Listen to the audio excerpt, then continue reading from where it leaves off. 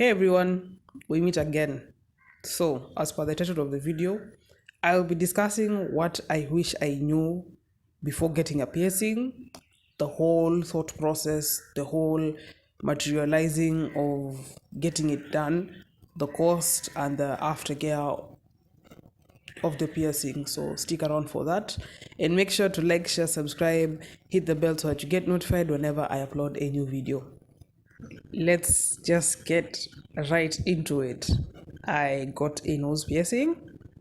This is a 1 week update on how coping up so far with it. So first of all, let me start from the beginning.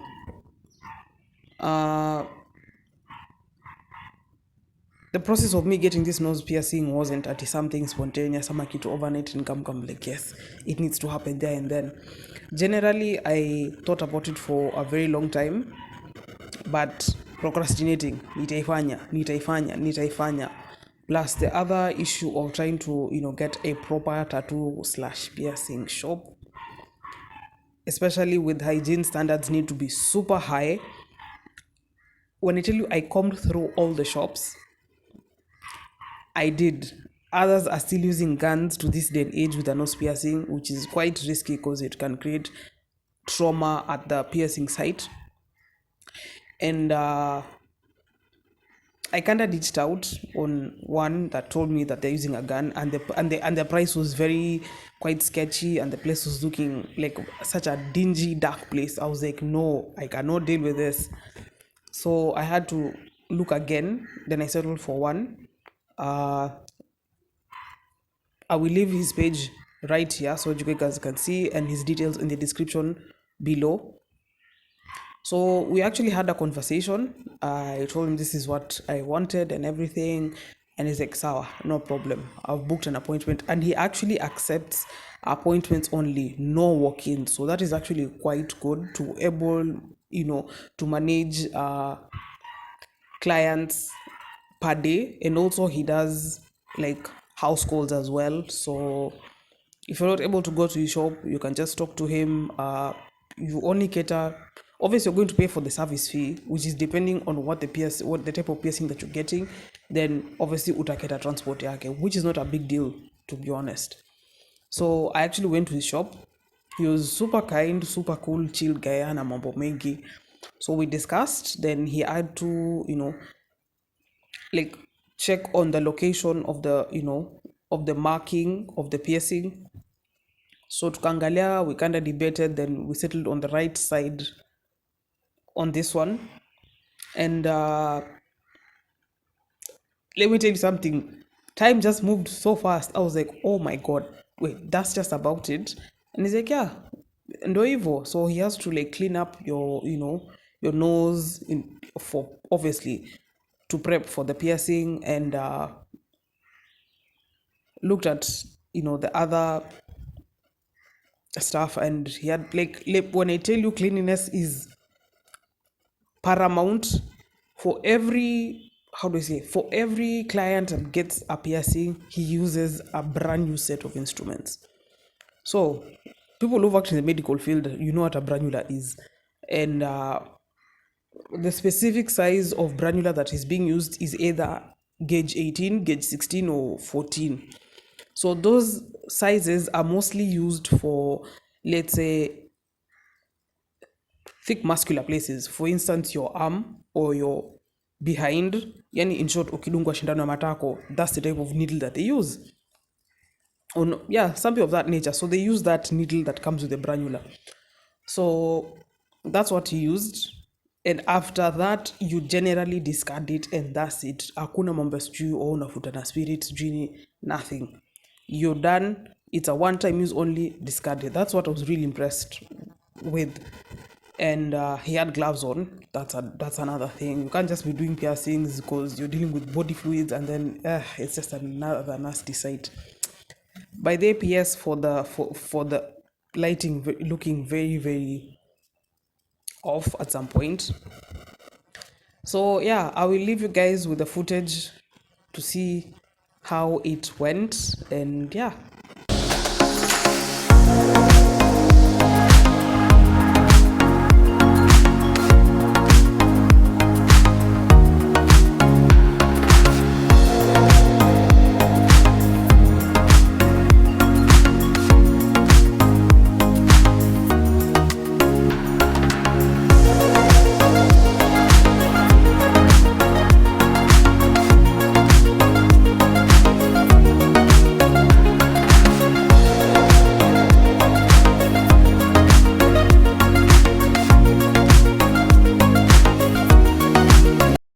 So, as per the footage, I was bleeding quite a lot.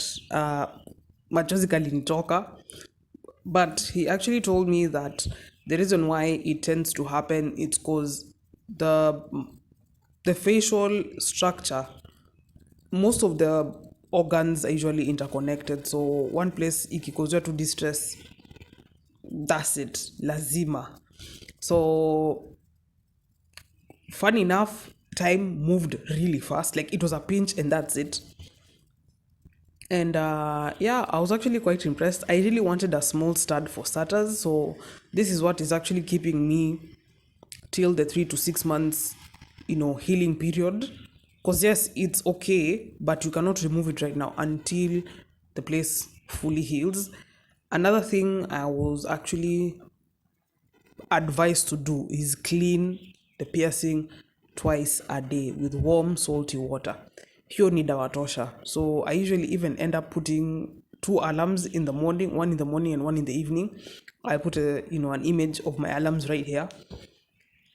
Because sometimes binadamu wanaweza sahau and I don't want to find myself in that situation. So I have to use those alarms to keep me on toes, so that I can keep things, in check and just be in the right path. So as I stated, the 3 to 6 months is usually the healing period. One thing I can tell you, do not rush it. Wacha ibaki vile ilivyo. And yeah, just don't find yourself touching it every single time.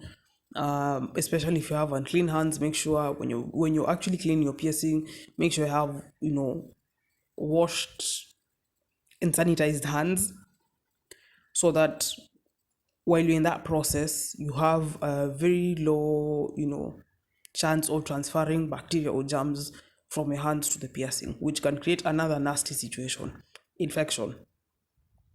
And another thing, after this healing process is over, I will change to a nose ring, which I actually bought from a shop called Lush by Soni Jewelry. They ship countrywide rather, and she was super kind enough to advise me what type of nose rings that they have. I will put a photo right here, and to be honest, I'm super excited for this time to change my jewelry. One of the jewelry is that it's the horseshoe ring, nose ring.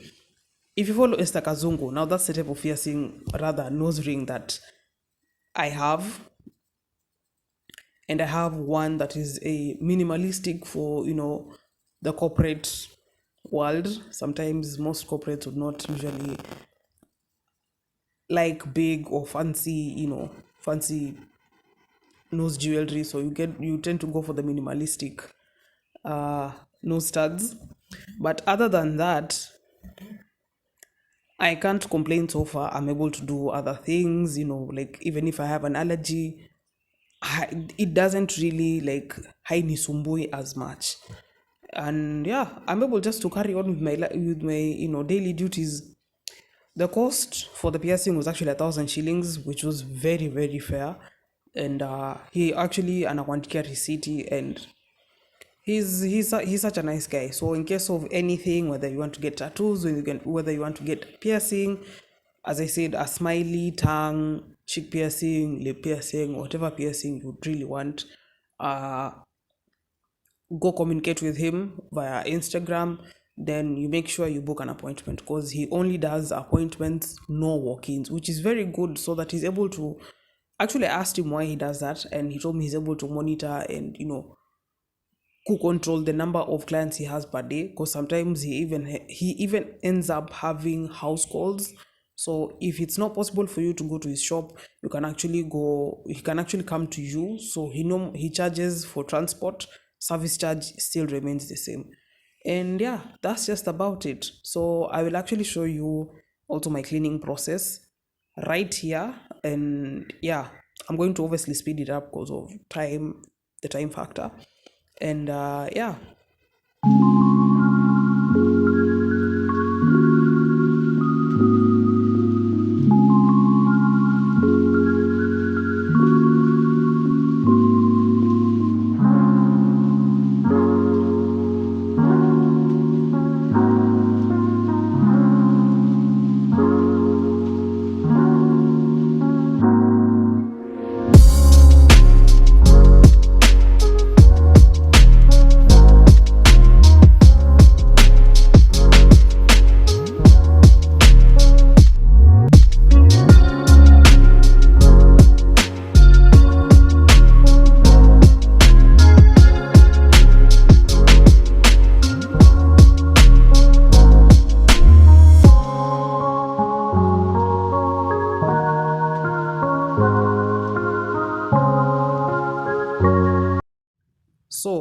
that's just my daily regime of cleaning my piercing, and hoping and praying to God that I will stick to it till the 6 months are over, God willing. And yeah, technically that's just about it. And I hope you all enjoyed the video. Thanks for watching, and I'll see you guys on the next one.